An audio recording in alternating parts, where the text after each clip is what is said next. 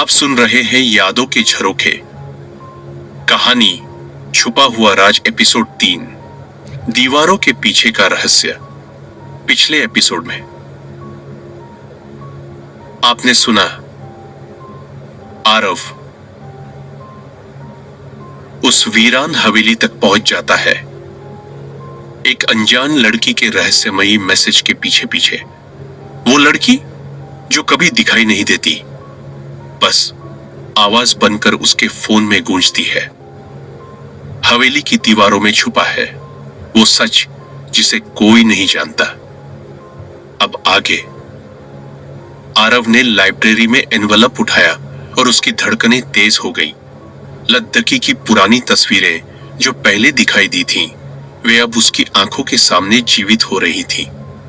लड़की की आवाज उसके कानों में गूंज रही थी, आरव, अब तुम्हें सब जानना होगा। यह वही जगह थी जहां उसने पहली बार लाइब्रेरी में शैडो महसूस किया था। एनवलप खोलते ही पुराने पन्नों पर लिखी फेडेड लिखावट और तस्वीरें दिखाई दी। वही शैडोज अब और स्पष्ट हो गई थी। आरव ने महसूस किया जैसे लाइब्रेरी खुद धीरे धीरे अपनी कहानी बता रही हो। जो शैडो उसके सामने ह्यूमन रूप लेने लगा था, वही अब धीरे धीरे लाइब्रेरी के कोने से उसकी तरफ बढ़ रहा था। आरव ने खुद को याद दिलाया, उस शैडो ने उसे पहले भी स्टेयर किया था और वही मिस्टीरियस ऊर्जा अब उसे घेर रही थी। कौन है? कौन है वहां? आरव ने धीरे से पूछा। वो साया उसकी ओर बढ़ा और जैसे ही पास पहुंचा, लिफाफे से एक पुरानी जंग लगी चाबी जमीन पर गिर गई, जैसे किसी ने लिफाफे से कुछ गिराया हो। आरव ठिठक गया। उसे महसूस हुआ वही लाइब्रेरी, वही साया अब उसे किसी नए रहस्य की ओर इशारा कर रहे हैं। जैसे ही आरव झुका और चाबी उठाई, चाबी उठाते ही एक फुसफुसाहट हवा में धीरे से हुई, आरव, अब समय है कि तुम सच देखो। आरव ने चाबी अपनी जेब में रखी और लाइब्रेरी के हर कोने में नजर दौड़ाई। लिफाफे और सायों ने उसे डराया था, पर अब जिज्ञासा और रोमांच दोनों उसके भीतर धीरे धीरे खुलने लगे थे। वो लाइब्रेरी अब सिर्फ किताबों का घर नहीं रही, वो तो पुराने रहस्यों का एक खामोश खेल बन चुकी थी। लाइब्रेरी के कोनों में रखी पुरानी किताबों से हल्की सी धूल उठी, जैसे किसी ने अदृश्य उंगलियों से उन्हें छू लिया हो। आरव ने टॉर्च की रोशनी घुमाई।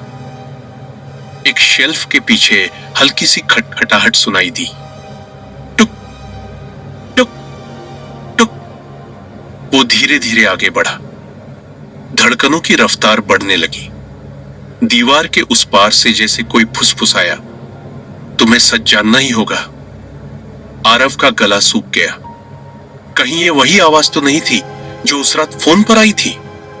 आरव ने भारी सांस लेते हुए फुसफुसाया, अब मैं सब जानने के लिए तैयार हूं और सब महसूस करने के लिए भी। कमरे की हवा अचानक ठंडी हो गई। दीवारों से जैसे किसी ने उसकी बात सुन ली हो। टिमटिमाती टॉर्च की रोशनी में एक पल को लगा, हर किताब की रीढ़ के बीच से कोई आंखें झांक रही हों। उसने महसूस किया वो अंधेरे में हिलती परछाइयां। अब उसके भीतर भय नहीं, एक अजीब सी शक्ति भर चुकी थी।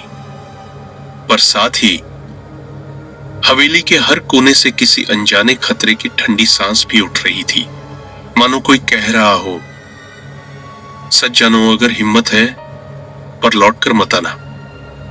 आरव ने दीवार पर झिलमिलाती परछाई को गौर से देखा। वो अब किसी दिशा में इशारा कर रही थी। टॉर्च की रोशनी उस जगह पहुंची तो एक पुराना लकड़ी का पैनल नजर आया, जिसके किनारों पर उखड़े हुए प्लास्टर के नीचे कुछ खुदा था। इस रास्ते को कभी न खोलना। आरव का दिल जोरों से धड़कने लगा। उस पर लगी धूल से कुछ साफ और स्पष्ट नहीं हो रहा था। वो झुका और उंगलियों से उस धूल को हटाने ही वाला था कि तभी हवेली में एक घंटी जैसी हल्की आवाज गूंजी।